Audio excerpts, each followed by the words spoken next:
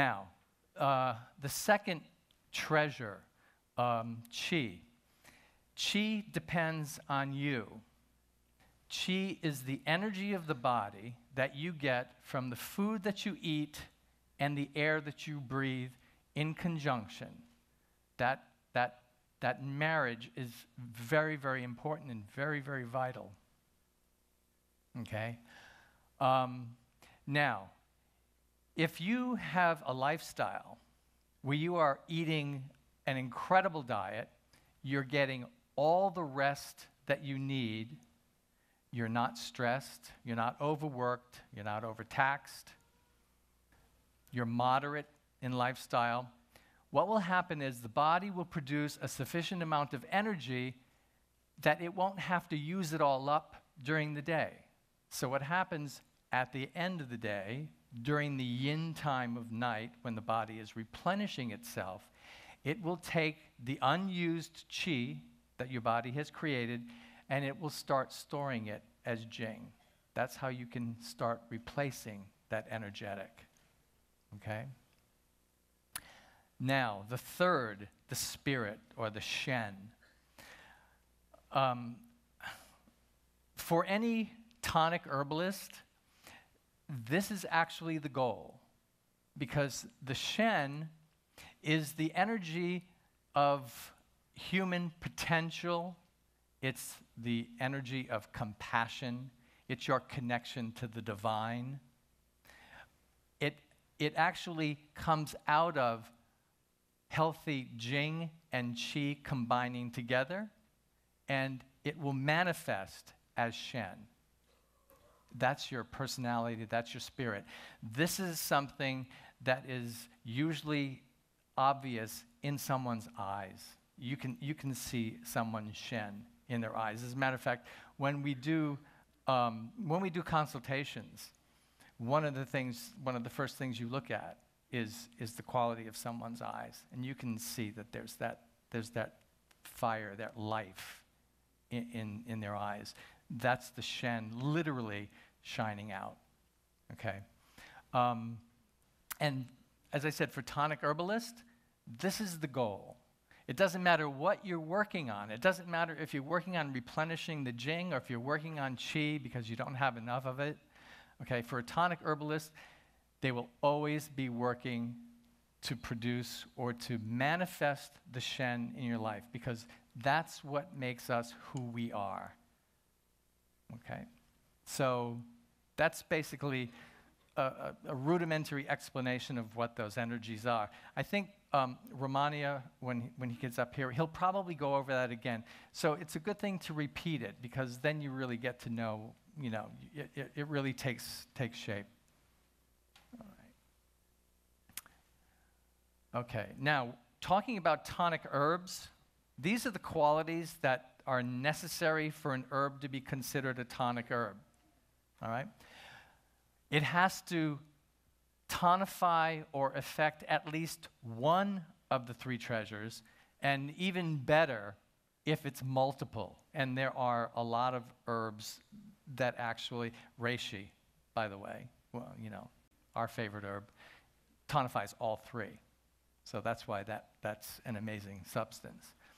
It has to provide some kind of health benefit, especially even if it's an adaptogenic benefit.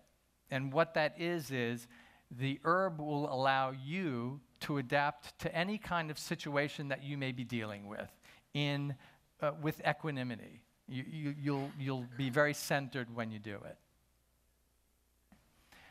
it. It can do no harm. Now, that's the herb itself. Obviously, the next one says no negative side effects when properly used. And properly used is the operative phrase there. You can definitely do harm if you do anything to excess. So moderation is a good thing, all right? And knowing a little bit of what you're doing is also a good thing. Okay. It can be taken for a lifetime. So there are many, many herbs other than in the tonic category that you only take for specific periods of time and for specific conditions, and then you discontinue the herbs, because if you do continue taking them, they'll do more damage than good. But the tonic herb category, those are really, they are like superfoods and super herbs, so you really don't have a problem taking them every day. It's like eating. It's like feeding yourself, all right? Okay, one of my teachers, Mao Xing-Ni, I think you know, you're familiar with him. Okay, now, it is estimated that we eliminate only 30% of the toxins through defecation and urination. Now, that 30%, and we just had the talk on the liver, okay? That 30% includes the toxins that the liver dumps into the elimination system, okay? Defecation and urination. So 70% is through the respiratory system. Now, I don't think many of you actually realize that the lungs are an organ of detoxification and elimination. And that amount is eliminated through the respiratory system. So it's very, very important that you allow the lungs to function unimpeded. And that's why we do the exercises. Okay, the spirit of the lungs. It rules physical strength and stamina. So if you've ever seen athletes, you know that they have to have an incredible lung capacity to do what they do. All right.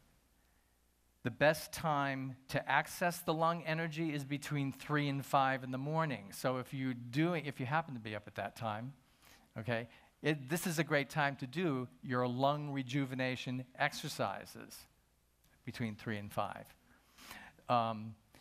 The energy of the body, the chi of the body, goes through each organ system in 2-hour intervals, all through the 24-hour clock. Right. Now, the emotions of the lung, the negative emotions that impact the lung are grief, sadness, and sorrow. So this is an energetic, and these are emotions that the lung actually sometimes gets stuck with. Okay, people can carry around those kind of emotions locked in that lung energy for a very long time. These are also the people who tend to have respiratory difficulty because their lung energy is actually constricted from the emotion that they're holding on to. All right. Then the beneficial emotions, or righteousness, surrender, letting go, and courage. And you know when for instance, when soldiers, with the chest expanded and showing that chest energy right out there, that's lung energy, that's courage. But also, the lungs give you the ability to process things in your life and to extract the wisdom and the learning from situations, and then letting go of things that do not serve you. That's all part of the lung energy.